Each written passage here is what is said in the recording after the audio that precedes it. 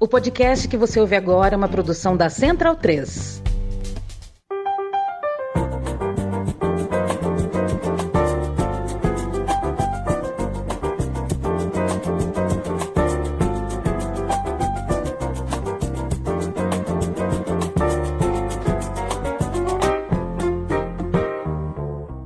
Fala pessoal, está no ar mais uma edição do podcast Meio Campo, a edição de número 147, no começo deste sábado, dia 5 de julho, quase na hora que o Felipe Lobo acorda. Lembrando para vocês que a gente tem uma newsletter que você pode assinar, nós gostaríamos bastante que vocês assinassem, textos exclusivos na terça-feira e abertos para todo mundo na sexta-feira. Newsletter.meiocampo.net, e também considere se tornar membro do canal. Você também tem acesso à newsletter exclusiva por meio do canal, além de apoiar o jornalismo independente, que é a única coisa que nos faz ligar a câmera à meia-noite para falar sobre Fluminense e Al Hilal, Palmeiras e Chelsea. As duas primeiras quartas de final da Copa do Mundo de Clubes foram disputadas nesta sexta-feira, com resultados mistos para os brasileiros. O Fluminense conseguiu uma grande vitória contra o Al Hilal, belo gol do Hércules no segundo tempo, e o Palmeiras começou muito mal o jogo contra o Chelsea, melhorou no segundo tempo, e aí um gol contra nos minutos finais, decretou a eliminação do time alviverde e colocou o Chelsea na semifinal. O Chelsea vai enfrentar o Fluminense, um desses dois times estará na final da Copa do Mundo de Clubes, Felipe Lobo, lá no estádio MetLife, que não é em Nova York, tá? FIFA. E todo mundo que não sabe ler um mapa. É em Nova Jersey. Salve Bonsa, salve todos os nossos amigos que estão aqui, amigos, amigas, ouvintes. Prazer estar aqui, apesar desse horário que eu estaria normalmente dormindo. Mas, inclusive, esse Mundial tem testado a minha capacidade de ficar acordado nesses jogos das 10. Jogos das 9h30 eu já tenho tido dificuldade de ver até o final. Mas hoje eu tomei 2 cafés aqui, ó. Eu tô mostrando meu copo de café para quem está nos ouvindo. Um belo copo de café. Eu tomei 2 durante o jogo para ficar bem ligado. E bem diferentes as sensações para os times brasileiros, né? Pensando do lado dos brasileiros nesses 2 jogos. Fluminense conseguiu uma vitória super importante de uma maneira que acho que é bem marcante, é histórica também, né? Pela forma como o time se comportou e como conseguiu o resultado. E no caso do Palmeiras, eu acho que a sensação para o Palmeiras é pior, não só, claro, perder, né? É sempre ruim, mas acho que a sensação para o Palmeiras é pior porque não é por perder, é por perceber que poderia ter feito um pouco mais, um pouco melhor, considerando o adversário, que é um time que tem seus problemas, né? A gente viu durante toda a temporada e mesmo agora com pequenas mudanças ainda é um time com problemas e pela capacidade que tem de jogar melhor. Acho que os 2 tempos são muito diferentes, né? Mostram que o Palmeiras poderia ter jogado mais desde o começo e feito um jogo melhor. Claro que tem várias questões que a gente pode discutir, mas acho que a sensação pior não é de perder, né? É perder sabendo que podia ter feito um pouco mais. Claro que não quer dizer que ia ganhar, mas acho que o Palmeiras talvez tenha feito um jogo, um dos piores, pelo menos o primeiro tempo foi o pior do campeonato, e no total também não foi um jogo bom, né? Então acho que a sensação pior é essa, porque se tivesse jogado bem e o Chelsea tivesse feito o jogo que não fez a temporada inteira, pela grana que tem, pelos jogadores que tem, até poderia ser mais compreensível, né? Acho que deixa uma sensação de que o Palmeiras fez menos do que podia. E acho que é a sensação do campeonato inteiro, inclusive, do Palmeiras, né? Exato, eu acho que olhando agora para toda a campanha do Palmeiras, não foi uma excelente campanha. Chegou nas quartas de final, só 2 times brasileiros chegaram nas quartas de final. Esse tipo de coisa acontece em Copa do Mundo, né? É uma questão de sorteio, chaveamento. O Palmeiras não derrotou nenhum europeu. Na verdade, só ganhou 2 jogos, né? Ganhou do Al Ahly e do Botafogo. Então, tem circunstâncias, né? Quando você pensa, tá entre os 8 do torneio. Mas teve circunstâncias para isso. E acho que mesmo assim, né, passa essa sensação de que poderia ter ganhado do Chelsea por causa do segundo tempo que fez, né? Foi um segundo tempo em que jogou, acho, em muitos períodos melhor do que o Chelsea. Teve mais ataques, teve mais espaço para contra-ataques, conseguiu acertar um pouquinho mais a marcação. Não dá para não falar do desfalque do Gustavo Gomes e do Piquerez, né? Dois jogadores muito importantes que não estavam disponíveis, estavam suspensos. E só que assim, o futebol, o jogo tem 90 minutos e os 45 primeiros do Palmeiras foram muito ruins. Não sei, talvez tenham sido os piores de um sul-americano contra um brasileiro, contra um europeu na Copa do Mundo de Clubes, rivalizando com o segundo tempo do River Plate contra a Inter. Foi a primeira vez em que eu tava vendo o jogo e pensando, eu acho que os europeus querem mais. Não sei se era verdade ou não, mas estava parecendo desse jeito. Porque o Chelsea estava jogando com a rotação lá em cima, né? Tava marcando forte na saída de bola, tava com a linha bem adiantada. Esse é um time que muitas vezes durante a Premier League, esse time do Chelsea era um time lento, um time que cozinhava a posse de bola. Você não via isso nesse jogo, nesse primeiro tempo. É um time objetivo, que estava buscando gol e que estava superando o Palmeiras basicamente em todos os aspectos do jogo. O gol, né, assim, não tem muito o que falar do primeiro gol do Chelsea. É um passe do Chalobah que quebra as linhas. O volante do Palmeiras ali. Eu tô em dúvida até agora se foi o Rios ou o Martinez. Eu acho que foi o Rios. Acho que foi o Rios. Me pareceu o Rios. Ele preciso olhar de novo, mas acho que sim. Ele fica parecendo o John Travolta, né? Ele fica olhando em volta, assim, tipo, o que tá acontecendo. A bola, não sei se ele dava para ele interceptar o passe, mas a bola tava em volta dele, ele não vai, né? E o Cole Palmer ainda tem uma movimentação que tira o Bruno Fux de cima do Cole Palmer, e o Palmer, o melhor jogador do Chelsea, bate da entrada da área e faz o gol. Ali, isso foi muito ilustrativo de como foi o primeiro tempo do Palmeiras, poucas ações ofensivas, um ou outro contra-ataque que não foi bem aproveitado. O Palmeiras tem um problema ofensivo, né? Fez 3 grandes contratações para o setor ofensivo nessa janela. O Paulinho está machucado, o Vitor Roque não está conseguindo jogar, o Facundo Torres não sei nem se ele sabe jogar, e aí basicamente tem que ficar jogando com o que tem. E o Estevão, que finalmente apareceu na Copa do Mundo de Clubes. Ele precisava ter aparecido antes, para o Palmeiras ter um pouco mais de criatividade, de ofensividade. Ele apareceu na hora que deveria aparecer, fez um belo gol no seu ex-time, no seu próximo time, né? Para o seu ex-time. Agora já é ex-time, né? Imediatamente. Agora... Aí... bobear, a FIFA deixa inscrever para semifinal. Não pode, né? Tô zoando, mas pode, não duvido da FIFA inventar uma graça, porque o João Pedro estreou hoje, né?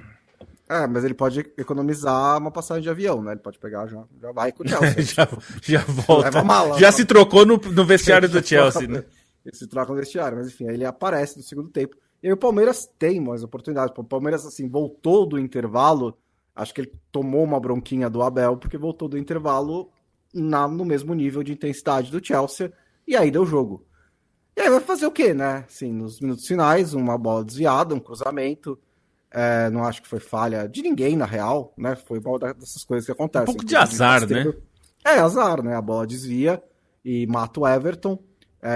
No momento em que o Palmeiras estava melhor no jogo, a minha sensação era que conseguiria até fazer o gol, ou talvez, com certeza, pelo menos levar para prorrogação. E ali o jogo acaba. O Palmeiras também não tem muitos mecanismos para esse tipo de abate. Para amassar, né? Para dar aquele... Então teve muito pouca alternativa nos últimos 10 minutos. E aí acabou a Copa do Mundo pro Palmeiras, assim, com esse gosto de poderia ter feito mais e que ao mesmo tempo chegou mais longe do que deveria, né? Então depende de qual lado você prefere escolher. Acho que a lamentação, principalmente, assim, não tem uma vitória marcante, né? Todos os outros times, mesmo os brasileiros que já voltaram, tem. O Botafogo tem a dele, o Flamengo tem a dele, contra esse mesmo Chelsea. O Fluminense tem mais de uma, mas e talvez pode ter mais uma também. Acho que dá jogo pro Fluminense contra esse Chelsea. E o Palmeiras não tem. Então, vai voltar para casa desse jeito. De qualquer maneira, a torcida fez uma grande festa nos Estados Unidos. Foi uma dos méritos, dos pontos positivos dessa competição. O Palmeiras competiu, que é o que ela faz com o Abel Ferreira, né? Acho que não vai ter time que você possa dar para o Abel Ferreira que o Palmeiras não vai competir. Acho que o Palmeiras deveria, em certo momento, se perguntar se é o bastante, né? Se não quer um pouquinho mais. Já faz bastante tempo que está com o Abel. Como a Leila está dizendo que vai renovar até 2027 com ele, ou que pelo menos quer, acho que já se fez essa pergunta e já veio a resposta. Mas acho que mesmo para o Abel, pensando numa carreira pós-Palmeiras na Europa, ele poderia tentar aproveitar a segurança que ele tem no emprego do Palmeiras para tentar algumas coisas, né? Arriscar um pouquinho, tentar fazer um time que ofensivamente tenha mais armas, né? Porque o Palmeiras do ataque para trás não tem muitas notas, mas no ataque e assim na parte do meio campo, que também envolve o ataque, é pobre. E não é dessa vez, não é só contra o Chelsea, é pobre contra o Juventude, contra o Flamengo, contra o Cruzeiro. Assim, no geral, é um time que é pobre. Ofensivamente já faz mais ou menos 1 ano e meio, talvez um pouco mais. Então, isso acabou fazendo falta porque não deu para aproveitar esse período de superioridade. Me deu uma sensação, que é a sensação que a gente tem vendo o Palmeiras o ano inteiro, né? Para falar a verdade, que é essa... Mesmo em alguns jogos o Palmeiras domina, mas você vê que tem dificuldade para fazer o gol. E em jogos que precisa, né? Nesse caso que ficou atrás no final, né? Era 82 minutos. Então tinha poucos minutos pela frente. É difícil imaginar o Palmeiras dando um abafa, né? Um calor assim de causar muitos problemas, como a gente viu. Como a gente viu, daqui a pouco a gente vai falar do Fluminense com mais calma, mas como a gente viu o Al Hilal fazer. O Al Hilal não fez um grande jogo, mas no final tentou aquele abafa maluco, desorganizado, bumba meu boi, seja o que Deus quiser, ou o que Allah quiser, nesse caso. Enfim, deu algum calor, né? Assim, tirou algum assim da torcida. Eu fiquei com a sensação que o Palmeiras não conseguiu muito, né? Tem esse problema de uma construção ofensiva que não tá rendendo, não tá encaixando. E é estranho, né? Porque se tem bons jogadores, né? Não é que falte jogadores bons, né? Tudo bem que você até pode pensar que o Veiga não é mais o Veiga que a gente já viu jogar, né? Hoje tem até sido mais reserva. Mas você tem o Maurício, que entrou bem, assim, em vários jogos, mas também não resolveu. Aí você tem o Flaco, que entra e parece que é melhor quando ele tá fora, né? E aí você tem o Vitor Roque, que não encaixou. O Flaco é uma ótima solução quando ele não tá jogando, né? Porque quando ele tá jogando, aí talvez não seja a solução. E aí você tem o Vitor Roque, que não encaixou, assim, ainda... Ele, enfim, é muito jovem, tem potencial, mas claramente ele tá devendo, porque ele não é nem... ele não vai ser uma opção de imposição física, né? Nunca foi o tipo de jogo dele, mas ele não tem conseguido fazer aquilo que a gente viu fazer principalmente no Atlético, né? No Atlético Paranaense, que era um jogador de incomodar muito a defesa, né? Recebendo a bola, trabalhando as jogadas, buscando, caindo para os lados também quando tá sem espaço. Ele não incomoda muito a zaga adversária, né? Jogando pelo Palmeiras. Ele até fez alguns bons jogos ainda no Brasil, mas nada assim de que você fale, nossa, que mudança espetacular do que o Palmeiras tinha antes dele para o que tem agora, né? Essa mudança acho que não teve. Teve alguns jogos. Teve até um jogo contra o Corinthians que foi bom e tal, mas não foi algo inesquecível, né? Uma atuação que você fala, nossa, essa atuação aqui, lembra daquele jogo do Vitor Roque? Não teve. O Estevão me deu a sensação sempre de ele estar meio isolado, meio sozinho, meio... E assim, um pouco culpa dele também, tá? Eu não culpo só o Abel, não. Porque em alguns momentos o jogador precisa ter algum tipo de personalidade, de entender o jogo, né? Buscar um pouco as alternativas. E até nesse jogo do Palmeiras, o primeiro tempo estava tão ruim que ficou claro para mim que aquela caída do Everton foi para arrumar o time, né? Porque o time estava bagunçado. Na hora que o Everton ali pede um atendimento, que é um clássico do futebol brasileiro, o Abel corrigiu algumas coisas, né? Tava muito claro. Inclusive porque toma o gol, porque o Chalobah foi andando com a bola e ninguém incomodou, né, o zagueiro do Chelsea. Porque acho que ficou aquela, ele é zagueiro, deixa ele, vamos marcar o resto. E ele foi andando com a bola, né? E foi andando, ninguém marcou.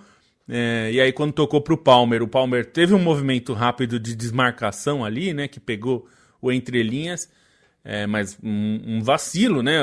É o que você falou, a gente tá acostumado a ver os times sul-americanos, não só sul-americanos, né? Se a gente pegar o Al Hilal, mesmo o Urawa Reds, que é um time bem mais limitado, mas, pô, os caras entravam mais ligados, assim, nos jogos, né? O Mamelodi. A gente sempre via o europeu meio com aquele enfado, né? De, estamos jogando aqui nas nossas férias, que saco. E os times sul-americanos entrando com aquela sede, assim, de, se você bobear, eu vou levantar você 2 metros do chão.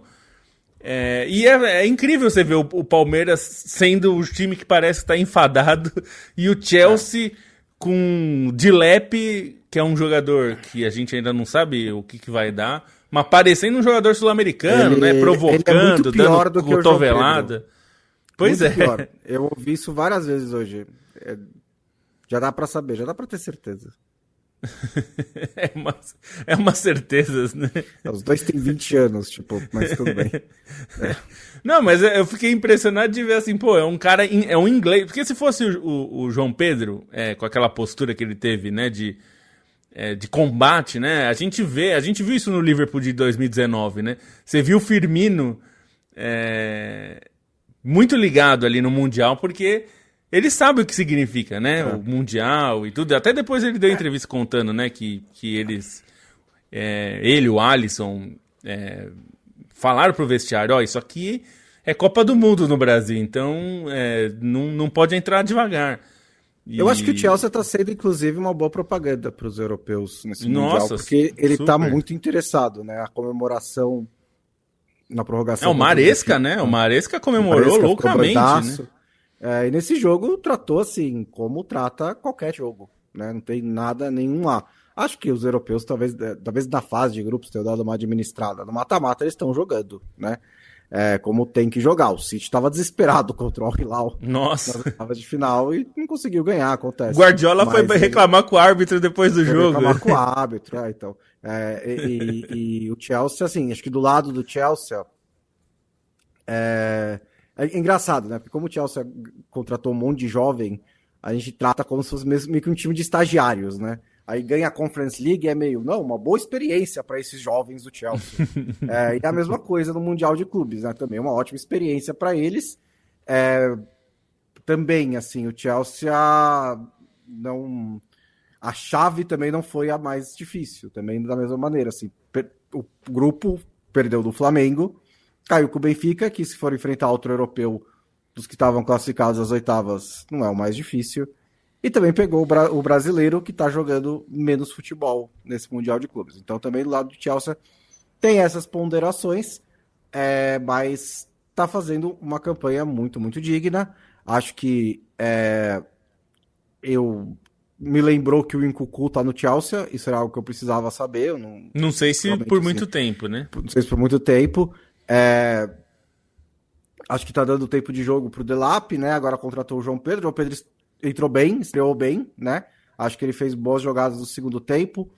Acho que ele, se eu fosse escalar um para ser titular do Chelsea, escalaria o João Pedro na frente do Delap. O João Pedro, eu até escrevi na newsletter, né? Também pode jogar pelos lados, pode jogar atrás do Delap, pode ser com 2 atacantes, né? Ele fez isso no Brighton várias vezes. Pode jogar pela esquerda, pela direita. Ele é um jogador bem versátil, que vai ser importante porque Chelsea tem um ataque muito lotado, né? Muita gente tá no ataque. E tem aí 2 meses também para ele ficar bem menor, né? Imagino que o Chelsea vai negociar os jogadores. Mas tá sendo uma campanha interessante do Chelsea, acho que no nível maior do que vinha jogando no fim da Premier League, um bom sinal pro trabalho do Maresca. Mais alguma coisa sobre esse jogo, Lobo? O Palmer, né? Eu vou destacar o Palmer, que eu achei que esse campeonato do Palmer era bem ruim até agora. E achei que não foi um grande jogo do Palmer, mas ele apareceu, né? Fez o gol ali, deu uma movimentação. Tenho a sensação de que ele gosta mais de jogar ali mais centralizado, né? Em alguns desses jogos ele caiu bastante para os lados para tentar encaixar ali, e acho que ele gosta mais de numa posição mais centralizada. Acho que ele costuma ir bem por ali mesmo. E é um jogador que se espera bastante, né? Pela temporada que ele fez e por tudo. Então, vamos ver como vai ser o Chelsea, porque eu acho que tem um aspecto que até destacaram aqui, eu vou até voltar aqui nos comentários, porque eu tinha olhado isso também, o Cauê Nunes. A média de idade dos 11 titulares do Palmeiras é 24 anos e do Chelsea 24,5 anos. Então, quer dizer, 2 times bem jovens, né? Na média de idade, o que 24 anos é bastante jovem, assim. Normalmente os times têm 27, 28 de média, né? Porque sempre tem 1 ou 2 mais de 30, jogadores ali perto dos 26 e 28 anos, que é normalmente o auge. E esses 2 times são bem jovens. O Chelsea, eu acho que não tem muito tempo para esperar amadurecer, assim. A gente vai jogar num nível de competição que não dá para ser o time do amanhã, né? Na Premier League, principalmente, a competição é muito Eles brutal, gastaram né? 1 bilhão de euros em 3 anos, né? Sim. Se fosse o Brighton, pode ser o time do amanhã, porque o Brighton tenta fazer contratações ponderadas e tal. O Chelsea não tem esse privilégio pela grana que gasta, mesmo que você gaste com um garoto. Amanhã chega, né? Pro Brighton amanhã chega. Então... E tem chegado, como o próprio João Pedro mostrou, né? No Watford, depois no Brighton, foi um jogador que foi importante ali dentro do futebol inglês, conseguiu fazer bons jogos, tem potencial de fazer até mais. Então o Chelsea vai precisar que esse time amadureça bastante. O que me chama a atenção do Chelsea, e acho que isso é uma vantagem nesse campeonato, é esse espírito meio sul-americano, né? Tem o Enzo Fernandes ali, que é um argentino muito experiente já, né? Apesar de ser jovem também. Ele é o capitão do time. E o Cucurella, né? Que é espanhol, mas é bem sul-americano também, né? Podia jogar a Libertadores, né? Deu porrada pra caramba, entrou ali na intimidação e entrou ali nesse jogo. Eu até achei que o Palmeiras estava meio mole no primeiro tempo também nisso, assim. Precisava... alguém acordar, assim, pô, vai ficar apanhando quieto também, né? O negócio tava meio estranho. Eu achei que faltou alguém dar... E eu não tô dizendo agressão, não. Tô dizendo assim, você chegar junto e dividir as bolas, porque teve alguns lances que o Cucurella mesmo chegava dando aqueles bico pra lateral, assim, com tudo, assim, pra dar uma intimidada mesmo. Achei que o Palmeiras tava muito tirando o pé, assim, não vou entrar nessa, tal. Existe uma diferença sutil que é difícil, né? Entre você estar pilhado e aí você cair na pilha e ser expulso, tomar um cartão besta, e você também deixar o outro se impor, né? Assim, você precisa ter um cuidado de não passar do ponto, mas também não pode ser de não ficar mole no jogo, né? Eu achei que o Palmeiras estava meio mole no primeiro tempo. Sim. E ninguém fala que os ingleses fazem cera também. Sabe como eu sei? Falaram na Globo. José Sobreira Targino Neto tá por aqui. Deixando o like com antecedência. O Fluminense estava vencendo até o momento final do primeiro tempo. Cecília Madeira dizendo que o Flu é histórico e o Palmeiras é frágil. João Floriano Barbosa, Palmeiras pior brasileiro do Mundial, tranquilamente. Também acho. Hugo Pinto de Almeida, não aguardo. Renan Samersa, opa. Lucas Monteiro por aqui, não gosta da Itália. Márcio Garrido Vieira dando boa noite. Giovanni Lima Montenegro também dando boa noite. Tecnicamente é bom dia, né? Mas enfim, boa noite. Alan Freires dando buenas. Boa pro Manuel Vitor. Rafa C também por aqui. Até quando, Abel Ferreira? Eu já mencionei um pouco sobre isso. Gabriel Paiva por aqui também. Renan Samersla. Daniel Andrade, Cauê Nunes, que foi o que falou sobre a média de idade dos times do Palmeiras e do Chelsea, e o Rafa C, que nos deu um cafezinho, R$5. Palmeiras, o único brasileiro que não ganhou de europeu. Abel, o técnico mais bem pago do mundo. Sei vocês, mas me pareceu uma cornetada. A Cecília Madeira percebeu que os meus gatinhos estavam se matando atrás de mim enquanto eu tentava comentar o jogo do Palmeiras. Foi uma batalha aqui, bem interessante. Estavam mais interessante que o primeiro tempo do Palmeiras. Diego Marques por aqui, Wagner Cavalcante, Rafa C. Bastante gente, considerando que é 1h da manhã, né? Então. Pois é. E esse podcast, ele é patrocinado pela KTO, nossa parceira de longa data, que apoia o jornalismo independente. A KTO tem ótimas odds, tem atendimento ao cliente, tem lá as KTO Odds, que são apostas especiais que você pode fazer. Nós recomendamos que, se você for apostar, aposte na KTO. Nós também não só recomendamos, como pedimos, por favor, aposte com responsabilidade. Não aposte no impulso, não aposte para recuperar o que você perdeu, não aposte que você não pode perder e preste atenção aos sinais de vício. Se for necessário, se você achar que é necessário, procure ajuda, porque as apostas também podem ser muito, muito ruins quando saem do controle. Então, por favor, aposte com responsabilidade. Toda sexta-feira, eu e o Lobo trazemos dicas de apostas sobre os jogos do fim de semana. Eu imagino que você vai falar sobre os jogos de amanhã, né? Porque não tem mais nenhum. A não ser que você queira dar Copa Ouro aí. Não seria uma má ideia, mas acho que, como a gente está muito concentrado no Mundial de Clubes, né? Amanhã a gente, enfim, não sei que horas vocês estão ouvindo, talvez vocês já estejam ouvindo com o jogo em andamento ou com esse primeiro jogo, mas o PSG e Bayern de Munique é um jogo bem aguardado. E eu acho que a cotação está bem equilibrada. Acho que por serem dois europeus também, normalmente isso acontece, né? 2,25 para a vitória do PSG, 3,50 para o empate, 3,10 vitória do Bayern de Munique. Eu gosto dessa vitória do Bayern de Munique, embora eu ache o PSG mais time, mas a vitória do Bayern de Munique é uma cotação interessante, considerando que é um bom time também. Acho que pode causar algum problema. Acho o PSG favorito numa situação normal. Acho que o PSG deve levar, mas 3,10 é uma cotação interessante para um duelo relativamente equilibrado, né? Tem o Real Madrid e Dortmund também. Aqui a cotação está bastante favorável ao Real Madrid, né? 1,61 para a vitória do Real Madrid, 4,25 para o empate e 5 para o Borussia Dortmund. As linhas de gols estão bem altas, né, Bonsa? Tanto nesse jogo do PSG e Bayern, quanto o Real Madrid e Dortmund estão em 3,5. Aí é mais interessante pensar mais no menos de 3,5, né? Porque também acho que não é um festival de gols assim. Menos de 3,5 tá pagando 1,55. E já tem cotação de Fluminense e Chelsea, viu? Já tem, eu vi também. Já tem cotação, 4,90 para a vitória do Fluminense. Chelsea bastante favorito nessa cotação inicial, né? Acabou de abrir. 1,70 para a vitória do Chelsea, 3,65 no empate.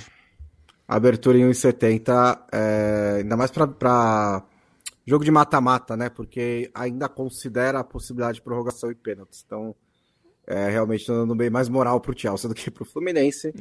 Vamos ver o que vai acontecer. Eu peguei um gol do Kane a 1,94, que me parece uma odd legal, uma odd quase 2 para um gol do Kane. É um jogo que eu também pensei na vitória do Bayern de Munique, mas eu acho que é um jogo muito, muito equilibrado, né? Acho que o Bayern fez uma Copa do Mundo melhor do que a do PSG, mas o PSG fez, evidentemente, uma temporada melhor do que a do Bayern de Munique, né? Não sei se o PSG ligar o turbo, não tem muito para nenhum time. Então, acho que seria um pouco arriscado. Eu pegaria a over de Real Madrid e Dortmund. São duas defesas horríveis e são dois ataques que conseguem ser muito poderosos, né? Os últimos jogos do Dortmund antes do Mundial foram cheios de gols. Uma das apostas que eu errei na primeira rodada da Copa do Mundo de Clubes foi o over de Dortmund e Fluminense, porque eu falei, vai ser um jogaço, vai ser trocação, e não foi. O jogo foi bom, só não teve os gols. Foi bom, só não teve gol. E também peguei mais de um chute e meio do Bellingham, que eu acho que é interessante, tá pagando 1,58. Bellingham chuta bastante, finaliza bastante, né? Desses atacantes, desses meias atacantes. E se o jogo vai ser bem aberto, né, que é o meu diagnóstico, acho que ele vai ter bastante oportunidade. Para finalizar, muito obrigado a KTO por apoiar. Não, já que você falou da Copa Ouro, eu só vou dar essa cotação aqui, ó, de Estados Unidos e México. Estados Unidos e México, finalíssima aí. Copa Ouro, domingo à noite. Domingo à noite, hein? Dá pra ver depois do jogo ainda do Mundial. 3,10 para a vitória dos Estados Unidos, México favorito, 2,35 e 3,05 o empate. Mais de 2 gols e meio, a linha tá em 2,5. 2,23 para mais de 2 gols e meio e menos de 2 gols e meio tá pagando 1,58. Os dois times estão com muitos desfalques, né? Porque a Copa Ouro, como era a Copa América antigamente, é de 2 em 2 anos. Então muitos jogadores, como o Pulisic, no caso dos americanos, pediu dispensa, né? Porque ninguém aguenta ficar jogando a cada 2 anos a Copa Ouro, né? Haja saco. Então esses times aí são times, digamos, assim, sendo bem lenientes, são times mistos, mas quase reservas, né? Dos dois times. Obrigado pela KTO por patrocinar o podcast do Meio Campo. E eu reforço, aposte com responsabilidade. Lobo, uma coisa que... Assim, eu nunca entrei muito na pilha do... o Renato Gaúcho fica o dia inteiro na praia, ele não sabe nada de tática, ele... mas assim, o que me surpreende, na verdade, nessa campanha do Fluminense... não é conhecimento tático do Renato Gaúcho, é que eu sempre associei ele a um estilo um pouquinho mais ofensivo, né? Isso eu acho que era justo. E acho que ele tá brilhando nessa Copa do Mundo de Clubes armando a defesa. O Fluminense não é um time retranqueiro, não acho que estacionar o ônibus, mas é um time que tá com uma defesa, assim, muito forte. Não sei se chega a ser intransponível, mas dos jogos do Fluminense, até porque o Cano tá voltando de lesão, nesse jogo teve algumas oportunidades de matar o jogo e não conseguiu, né? Então tá, o Arias, por outro lado, tá sendo um dos melhores jogadores do campeonato. Mas além do meio campo também, que tá bem com o Martinelli, com o Hércules principalmente, né? Acho que o Hércules tá em qualquer seleção do campeonato que você fizer, tem que ter o Hércules. O Martinelli fez o gol, os 2 gols foram no meio campo. Mas a defesa do Fluminense tá se destacando bastante. E olha que a média de idade da defesa do Fluminense é bem maior do que 24 anos. Deve ser quase 40, né? E segurou mais um. Não exatamente europeu, porque jogam na Arábia Saudita, né? Mas os jogadores eram de nível europeu. E o Fluminense passou pelo Al Hilal. Eu gosto da sua definição, que é um time de Liga Europa. Porque tem um pouco de cara mesmo. É um time de Liga Europa, se a gente pensar assim na média. Vários desses jogadores certamente teriam lugar em um time mais ou menos de Liga Europa. Alguns deles já atuavam, né? Em times de Liga Europa quando estavam lá. Não, a Lazio é tipo um time que fede a Liga Europa, né? Eu nem sei quantas vezes disputou, sendo sincero, mas eu olho pra Lazio e falo, Liga Europa. E o Milinkovic-Savic era o melhor jogador deles por muitos anos. É verdade. Tem o Rubem Neves, que era o Wolverhampton, que poderia estar numa Liga Europa, né? Já esteve, acho. Já esteve, Teve quartas, acho, uma vez. Renan Lodge jogou no Atlético de Madrid, que já foi muitas vezes para a Liga Europa, embora hoje em dia seja mais de Champions. Sempre de Champions, desde a chegada do Simeone. É verdade. Enfim, acho que você tem razão em relação ao Renato Gaúcho. Eu sempre penso primeiro Renato Portaluppi, né? Mas ele tá no Rio, então é Renato Gaúcho. Mas ele montou times bem focados na defesa em trabalhos anteriores. No Vasco, no trabalho anterior dele, ele era um time mais defensivo, porque o Vasco era um time tecnicamente mais limitado também. Ele fez um time um pouco mais defensivo. E até na passagem do Fluminense dele, que ele ganha a Copa do Brasil, era um time um pouquinho mais seguro também, não era tão envolvente. Mas, sem dúvida, os trabalhos mais marcantes dele, principalmente do Grêmio, né? Grêmio campeão da Libertadores e tudo, e mesmo outros Grêmios campeões da Copa do Brasil, eram times muito mais ofensivos, muito mais de trocar passes e de chegada de triangulações. E isso... eu acho que esse Fluminense consegue equilibrar bastante as coisas. Tem conseguido fazer bem o seu jogo. E a surpresa para mim, na verdade, foi justamente ter mudado o esquema do time para o jogo contra a Inter. E ele manteve com um esquema com 3 zagueiros. E o time tem conseguido ter boa saída, né? Uma boa saída de jogo. E você destacou o meio-campo. E eu acho que esse é o setor-chave mesmo do time, né? Principalmente quando você joga com 3 zagueiros. E você quer jogar de fato com 3 zagueiros, não com uma linha de 5 disfarçada, né? Você precisa que os meio-campistas tenham um papel ainda mais importante. Os meio-campistas sempre têm papel importante. Acho que quase não tem esquema que não vai ter importância, né? Os meio-campistas, porque é uma zona de transição mesmo, tanto defensiva quanto ofensiva. Mas nesse caso é muito importante justamente para você saber se o time vai ser mais ofensivo ou menos ofensivo, né? E a gente vê, por exemplo, para pegar um jogador do outro lado do jogo de hoje, o Milinkovic Savic é um jogador super importante na Sérvia e foi na Lazio e agora no Al Hilal, justamente porque ele consegue ser importante nas duas fases, né? Se fosse na NBA, a gente diria que ele vai bem nos dois lados da quadra, né? Porque ele defende bem, ele tem uma boa bola aérea, ele corre bastante, ele marca, ele desarma, mas ele é um jogador técnico que chega bem à frente, tem bom passe, tem boa finalização. E acho que o Fluminense tem conseguido fazer isso, né? Tem conseguido marcar bem, tem conseguido fazer boas partidas por ali. Hoje até foi engraçado, porque o gol do Martinelli, a bola não era para ele, né? A bola era para o Bernal, que estava atrás dele. E a bola foi rolada perfeitamente para o Bernal. O Bernal ia bater de canhota ali aquela bola, né? Tava certinha.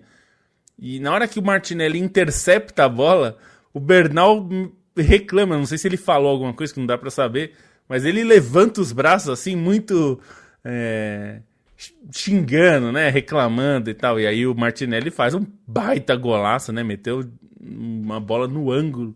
E aí, claro que ele sai comemorando também. Mas aqui é engraçado, né? Que parece aqueles... Me lembrou um pouco uma situação do Kompany há uns anos. Kompany hoje técnico do Bayern de Munique, mas na época do Manchester City, naquele título do Manchester City, que ele faz um gol de fora da área nas últimas rodadas, e que ele falou que foi carregando a bola... Na penúltima rodada contra o Leicester...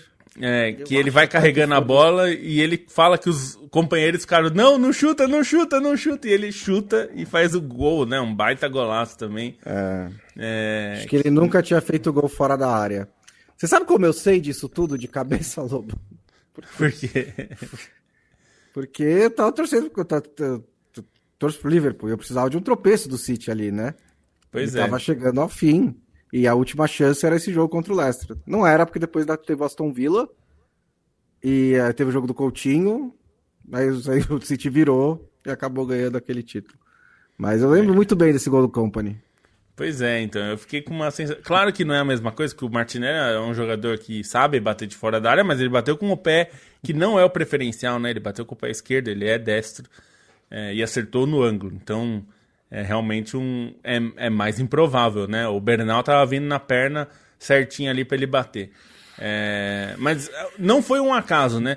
Eu acho que o mais importante das vitórias contra a Inter e hoje contra o Al Hilal é que em nenhuma das duas o Fluminense se retrancou, jogou por uma bola, ficou esperando acontecer um milagre e ele veio. Nas duas, os piores jogos do Fluminense foram facilmente contra o Sam e Mamelodi. É verdade. Facilmente.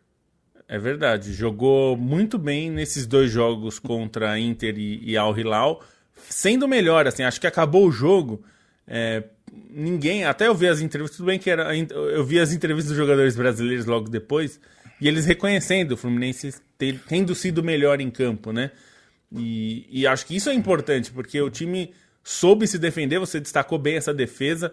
O Thiago Silva vem fazendo ótimas partidas e a gente espera isso mesmo dele, apesar de ele ser já bem veterano. E o que me chama mais atenção no caso do Thiago Silva é que você vê como ele é bom porque os companheiros dele melhoram, né? A gente já viu isso ao longo de toda a carreira dele.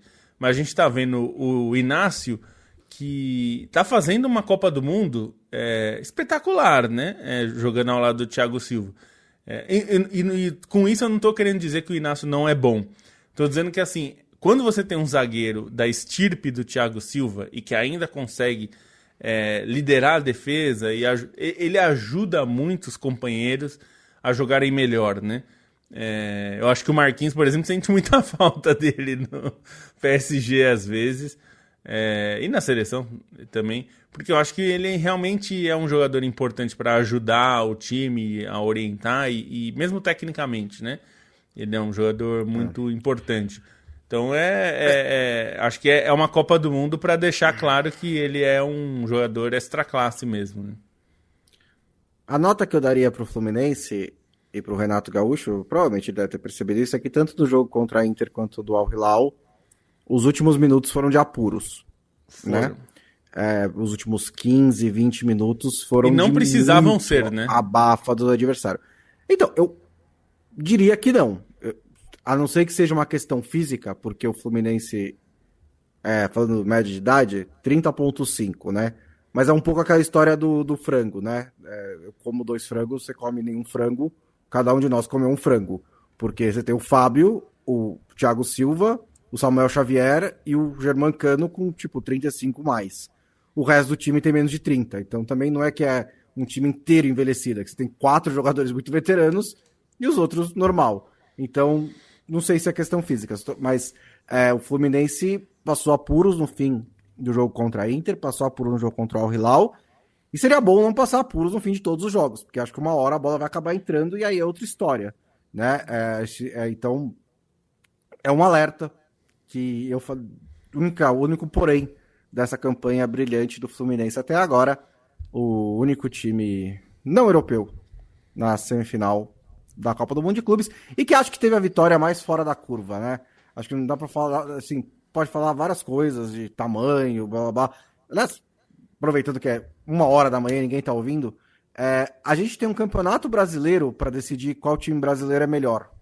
A gente tem um campeonato, uma Copa Libertadores, uma Copa do Brasil. A gente não precisa ficar pegando cada jogo do Mundial e comparando um com o outro, né? Isso não tem absolutamente nenhum valor. Quer saber qual time é melhor do Campeonato Brasileiro? A gente vai descobrir no Natal, praticamente. Em dezembro a gente vai saber qual que é o melhor time brasileiro. Qual que chega mais longe no Mundial, qual que faz o melhor jogo contra o europeu, qual que perde mais bonito. Isso tem absolutamente nenhum valor. Copa do Mundo a gente já viu 1 zilhão de vezes. É ser o melhor aqueles 7 jogos daquele mês. Inclusive, já teve muita gente que gastou muito dinheiro acreditando em atuações maravilhosas. Na ilusão da Copa, né? Nunca mais. Tem um monte de história assim. Copa do Mundo é uma questão à parte. Acho que é um grande mérito, inclusive da FIFA, que essa Copa do Mundo de Clubes esteja nos permitindo usar, né, os mesmos conceitos de Copa do Mundo de seleções. Quer dizer que realmente pegou. Mas quer saber se que time é melhor, o Flamengo ou o Fluminense? A gente vai saber em dezembro ou na Copa do Brasil. A gente soube no Campeonato Carioca, também tem isso, 75% dos representantes brasileiros jogam o mesmo Campeonato Estadual. Então, assim, eles têm muitas chances de se testar entre eles durante a temporada. Não precisa ficar comparando o tamanho de... Enfim. Mais alguma coisa sobre esse jogo, Lobo? Eu quero... Você falou do Renato, eu acho... Assim, eu considero o Renato um excelente técnico entre os brasileiros. Em determinado momento eu achei que ele seria o herdeiro do Tite, enfim, pelo que ele vinha fazendo, tá há muito tempo aí em grandes times. Eu achei mesmo que ele seria o treinador escolhido. Acabou não sendo, porque no momento das escolhas ele não vivia grandes momentos, né? Tanto na hora que escolheram o Fernando Diniz, quanto depois quando escolheram o Dorival. E a gente sabe que nessas escolhas também tem um caráter meio politiqueiro do Edinaldo, que precisava da opinião pública favorável. Então ele não... ele sempre levou... Ele é um desses dirigentes, como tem muitos no Brasil, que levam muito em conta o Twitter, né? Eu tô brincando do Twitter, que não evidentemente não é o Twitter, mas o burburinho, né, que vai causar. Então ele sempre quer pegar alguém que tá mais ou menos na crista da onda para levar para a seleção. Nesses casos, o Renato não estava no melhor momento, né? Em nenhum desses dois momentos. Inclusive, o ano de 2024 foi muito ruim pro Renato no Grêmio, né? Tanto que acabou com a saída dele depois. Mas eu acho que ele é muito criticado, às vezes, pelo personagem, que às vezes é um personagem meio cansativo mesmo. Eu confesso que, como personagem, às vezes me canso. Porque ele gosta de falar essa coisa de, não estudo, praia e tal, mas ele abraça um pouco esse personagem, mas a gente sabe que não é verdade, né? E também criam umas histórias do tipo, o Renato... Não, o bom mesmo é o assistente dele, que é um gênio tático.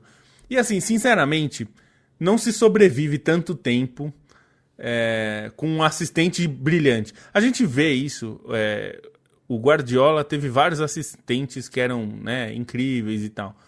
Vários deles viraram técnicos. Nenhum deles é um Guardiola. Alguns são bons. O Arteta é um ótimo técnico. Mas não se sobrevive só disso, né? Eu acho que é muito pouco, querer diminuir um pouco demais.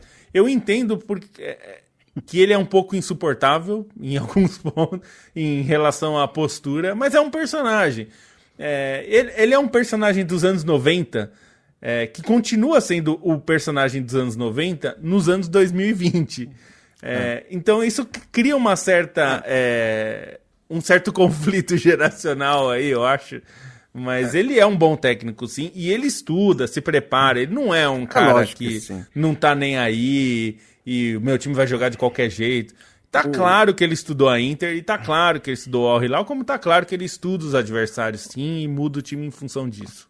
O Renato Gaúcho tem o quê? 20 anos de carreira como técnico em alto nível. Assim, não tem absolutamente ninguém que passa 20 anos como técnico de futebol.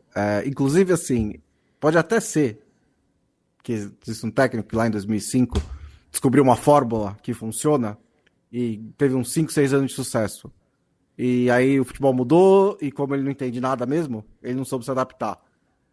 Mas uma longevidade como a do Renato Gaúcho, pensando no que era o futebol quando ele começou a ser técnico e o que é o futebol hoje, e ele tá derrotando vice-campeã europeia, com todos os poréns que a gente fez, mas tá derrotando com vice-campeã europeia, é porque ele estudou, é porque ele aprendeu muita coisa. Porque se ele usa os conceitos de 2005 para jogar contra a Inter, não importa quanto a Inter esteja cansada, eles vão levar uma porrada. Então, assim, é claro que ele estuda. E, assim, futebol, ser técnico de futebol é mais do que tática, né? Acho que isso que você falou é muito importante, assim, um dos assessores do Guardiola, por exemplo, o Juan Malilo, é tido como, pelo próprio Guardiola, como uma das maiores mentes táticas que ele já encontrou. Ele tem uma carreira irrelevante como treinador. O Marcelo Bielsa é considerado a maior mente tática da atualidade. Não tem uma carreira irrelevante como treinador, mas também não tem uma das melhores, né? Ele tem mas não tem um cartel de títulos, né?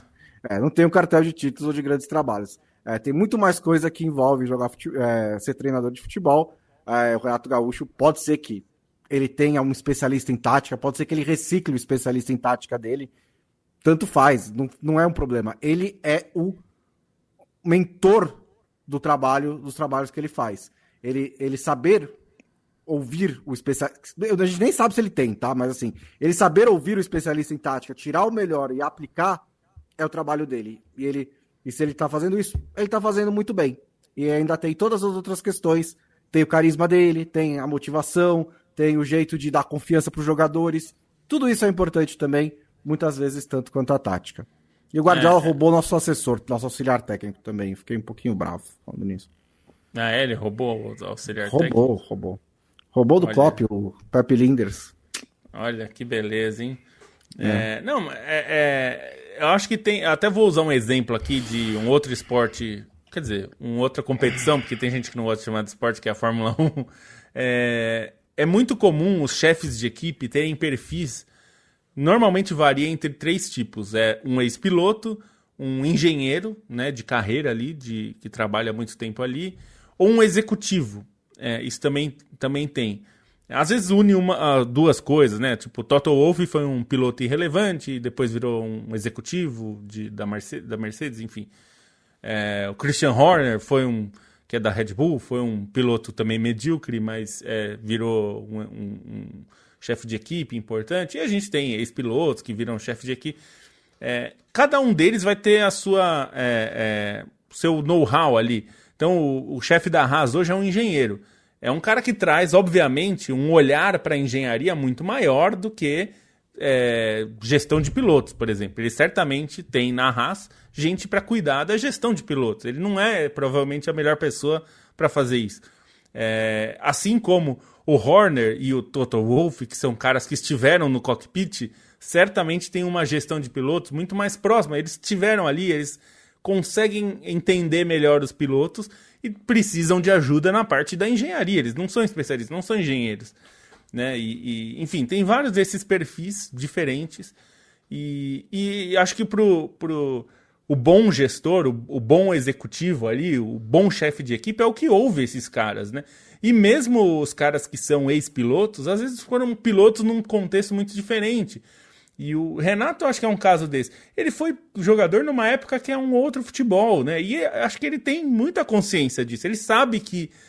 tanto que eu acho que o Renato jogador não jogaria com o Renato treinador, para pegar um exemplo.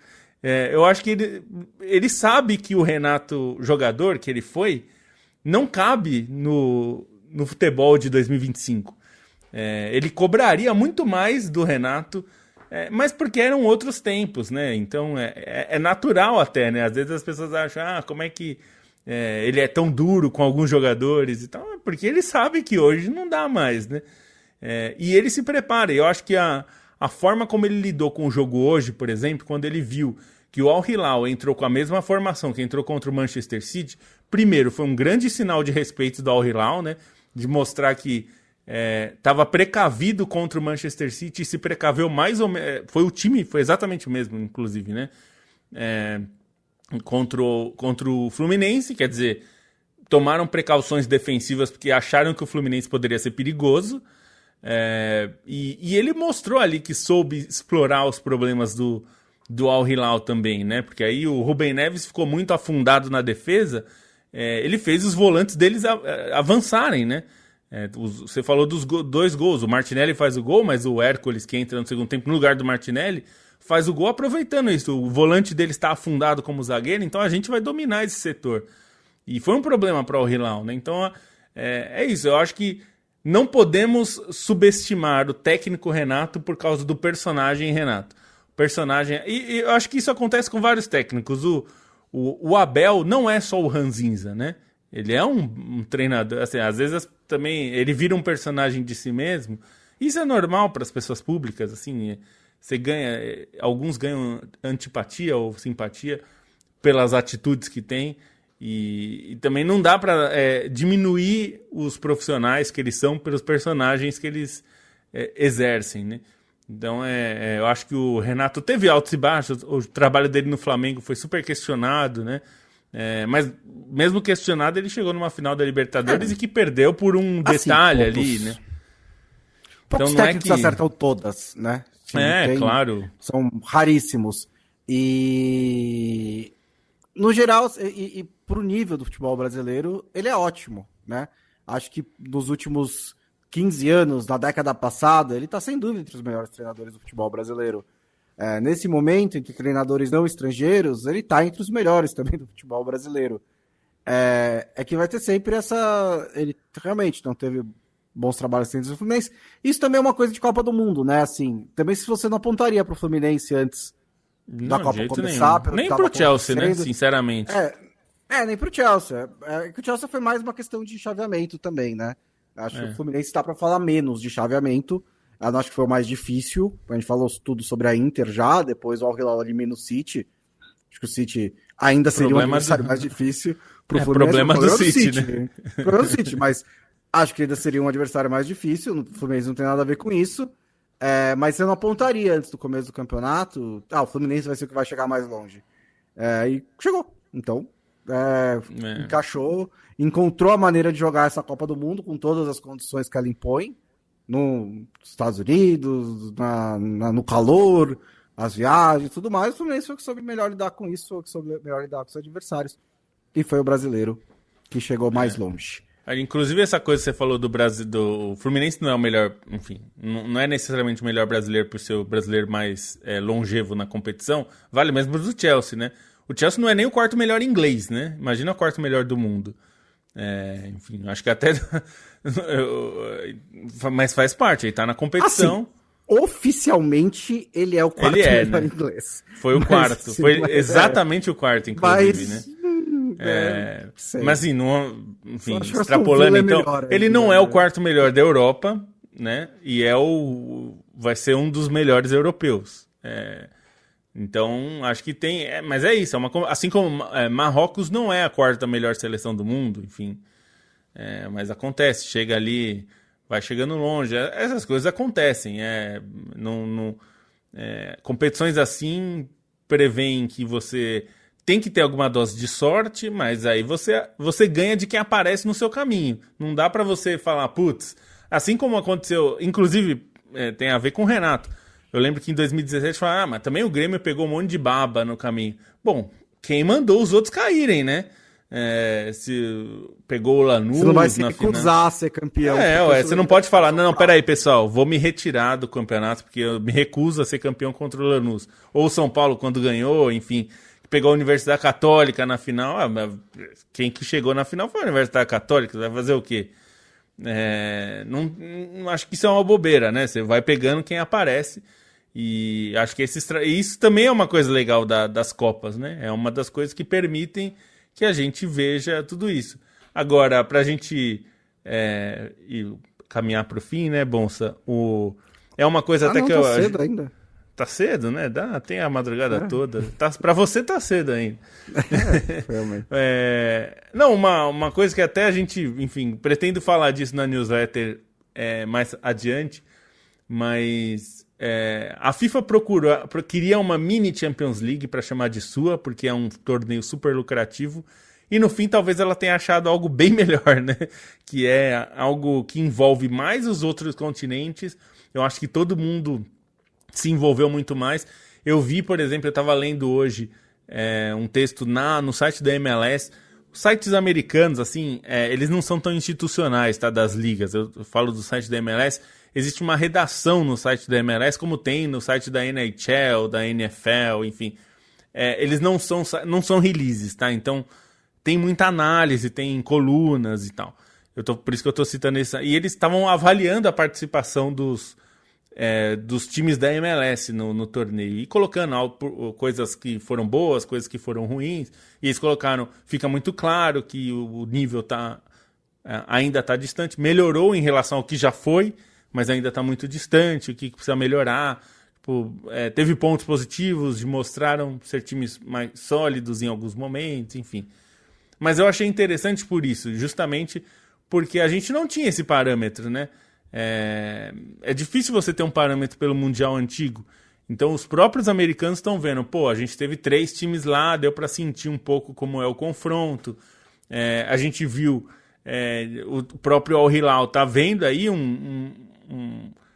uma capacidade que a gente até viu de certa forma em 2022 lá quando eles eliminam o Flamengo, né? Mas era um outro Al Hilal completamente diferente desse, e agora chega numa competição dessa, faz esse papel.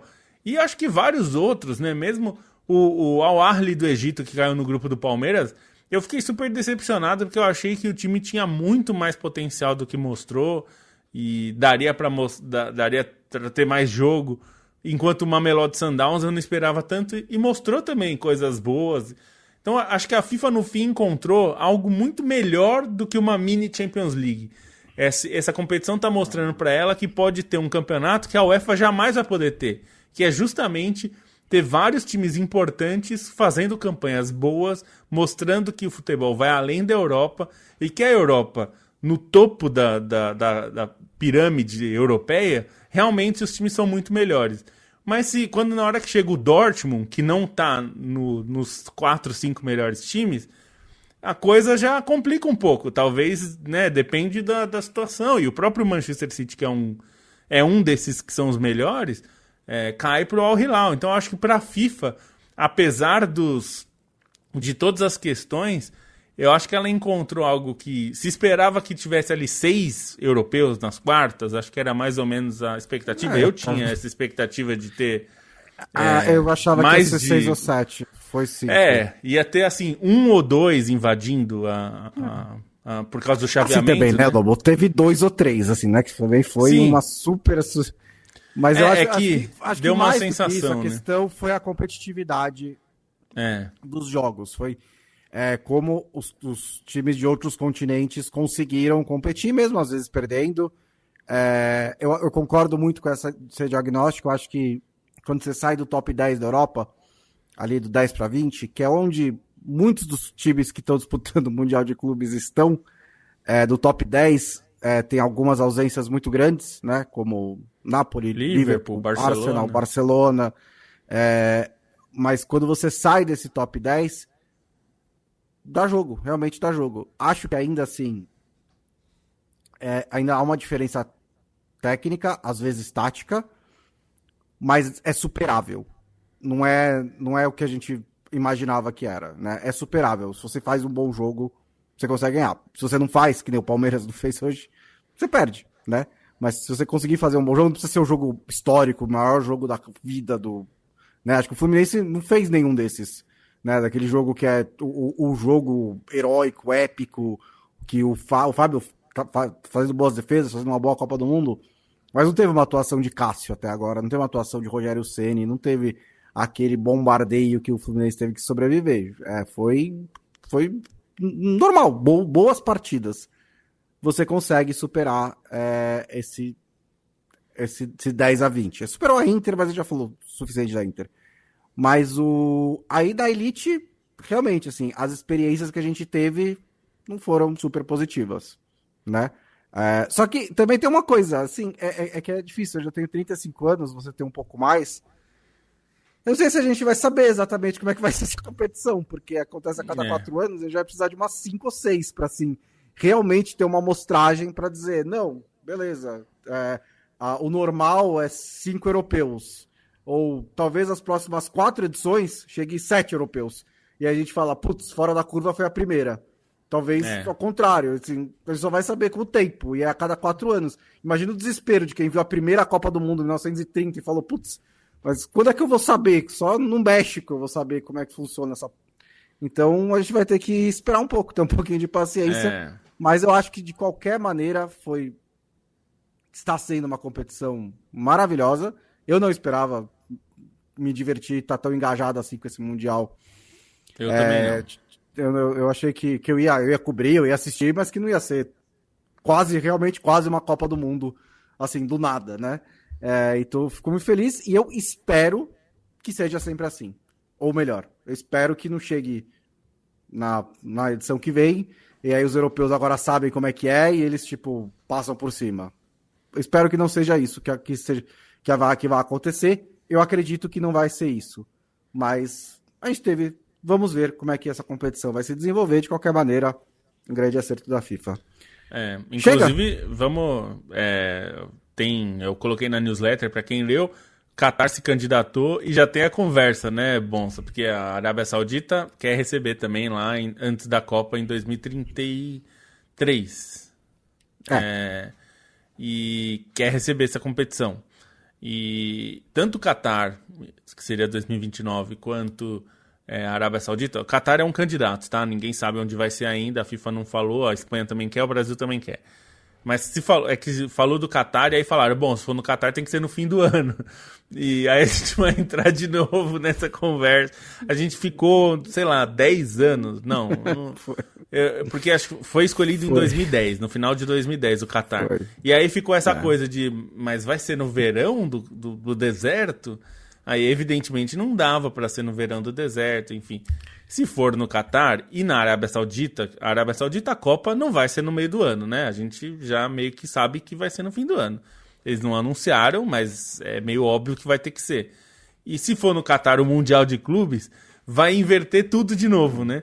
A gente de novo vai ver uma mudança no calendário, que é um problema, os europeus vão reclamar pra caramba, mas não vai ter desculpa do do calor infernal. Enfim, vai ser sempre mais. assim, vai ser sempre na mesma sede da Copa ou só se for Não tem Estados vinculação. Unidos ou Arábia Saudita que Não tem consegue fazer vinculação. A FIFA diz que não tem vinculação, todo mundo pode se candidatar. Calhou de ser... tanto que é só nos Estados Unidos, né? Os jogos não tem no México nem no Canadá. É conveniente para a FIFA que seja no país da próxima Copa, porque vira um torneio meio teste, né? É como era a Copa das Confederações. Mas não é necessariamente... Não é obrigatório, tanto que o Brasil e a Espanha... o Brasil se candidatou sem ser sede, a Espanha vai ser sede da próxima Copa, né? E o Qatar já foi sede e quer receber o Mundial de Clubes. Então, e bom, tem vinculação. A Arábia Saudita merece receber a Copa do Mundo de Clubes, considerando que... Ela pagou a conta, ela pagou, né? por ela, então... ela pagou literalmente a conta. Pagou a conta, né? Não tenho nada contra... Inclusive por duas vias, né? Porque tem... Um dos maiores patrocinadores desse Mundial de Clubes é a Aramco, que é a petroleira lá. E é um dos maiores patrocínios, e quem comprou a DAZN, enfim, 10% da DAZN com o dinheiro que a DAZN, dando a DAZN a capacidade da DAZN comprar, do DAZN comprar competição com $1 bilhão, foi a Arábia Saudita. Então, eles realmente compraram. Quase que a sensação hoje, na hora que o juiz marcou um pênalti absolutamente inexistente pro Al Hilal, foi que eles tinham comprado o árbitro também, né? Mas ainda bem que não foi isso, porque o VAR falou, peraí, pessoal, esse pênalti aí não dá. Então não foi. Mas eu achei que depois no Koulibaly foi o primeiro, não o segundo, que ele é agarrado. Eu achei que aquele foi. Mas enfim, acontece. Tá por aí. Chega! Obrigado, pessoal. Agora é isso, né? Já é 1h20 da manhã. E aguardem que a newsletter chegará no sábado aí, para vocês. Exatamente. Por causa dos jogos, a gente deixou para incluir esses jogos na newsletter, né? E vocês receberão aí ao longo do sábado. Talvez você esteja ouvindo já com a newsletter aí na sua frente. Então, é possível. Mas se você não sabe do que a gente está falando, newsletter.meiocampo.net. Textos às terças e sextas-feiras, terça só para assinantes, sexta-feira de graça. Nós também temos um canal de YouTube, vocês devem saber, pelo menos os 67 que estão aqui, mas se você está ouvindo para o podcast, temos um canal de YouTube que a gente coloca umas coisinhas lá também, pelo menos uma vez por semana, a maioria das vezes 2 vezes por semana, comentários, histórias, também dê uma olhada lá. O Lobo tem um canal de games, eu tenho um canal chamado Próxima Fase, eu tenho um canal de Futebol Manager chamado Bons FM, e o Leandro e a mim, que não está por aqui, tem também um canal sobre seleção brasileira chamado Sarriá. Muito obrigado pela companhia de vocês nas altas horas dessa sexta-feira. A gente volta na segunda-feira.